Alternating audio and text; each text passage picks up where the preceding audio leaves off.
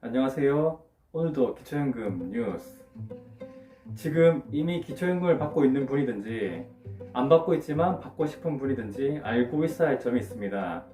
기초연금은 받으려면 절대 나와 내 배우자의 소유로 있으면 안 되는 물건입니다.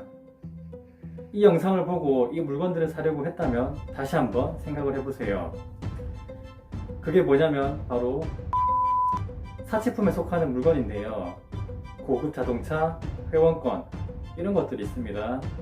기본적으로 기초연금은 사회보장적인 성격의 복지 서비스이며 만 65세 이상의 노인들을 일렬로 쭉 세워뒀다고 하면 모두에게 다 주는 것이 아니라 하위에 70%의 노인만이 받을 수 있도록 선정 기준을 세워놓은 선별적 복지 제도이기 때문입니다.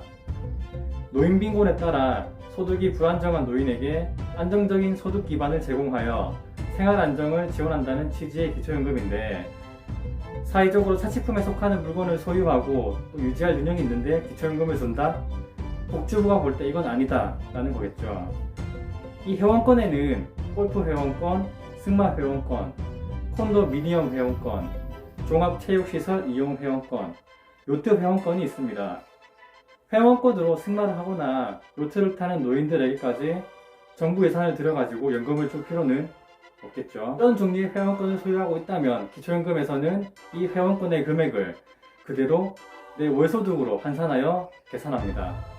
제가 이런 곳을 가본 적이 없어서 모르겠는데, 예를 들어 미 회원권의 가액이 1000만 원이라고 예를 들어보면 이 금액 그대로를 다 내 월소득으로 계산합니다. 지금 2021년 기준으로 기초연금을 받을 수 있는 기준이 재산과 소득을 합하여 월소득으로 환산한 금액이 1인일 때가 169만원, 부부 2인일 때가 270만 4천원이니 저 1000만원을 더하면 나는 이제 무슨 수를 써서라도 기초연금을 받지 못하겠죠.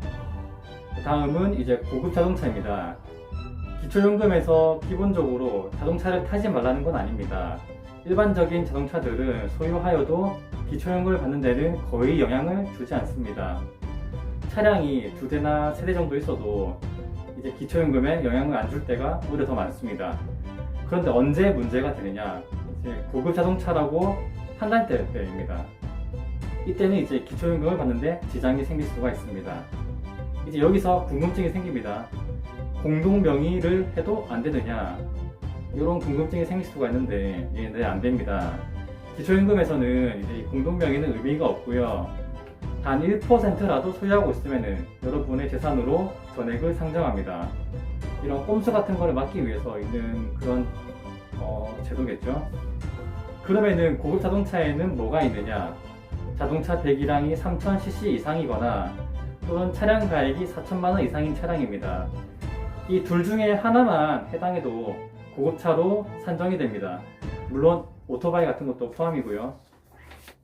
이 경우에도 위에 회원권처럼 고급 자동차 기준에 든다고 하면 이 차량 가액을 그대로 다 내 월소득으로 더해서 환산합니다. 예를 들어 7천만원짜리 G80을 소유하고 있다고 하면은 기초연금상 내 재산과 소득을 월소득으로 환산한 금액이 7천만원인 겁니다. 그러면은 100% 기초연금은 받지 못하겠죠. 여기서 예외가 몇 가지가 있는데, 차량의 연식이 10년을 넘었거나 장애인이라서 주차 폐지 발급을 받았거나 또는 이 차가 없으면 도저히 내가 밥을 벌어먹기 살기 힘들다 이런 등의 사유가 있어야 하는데 좀 거의 드문 그런 사유가 되겠죠.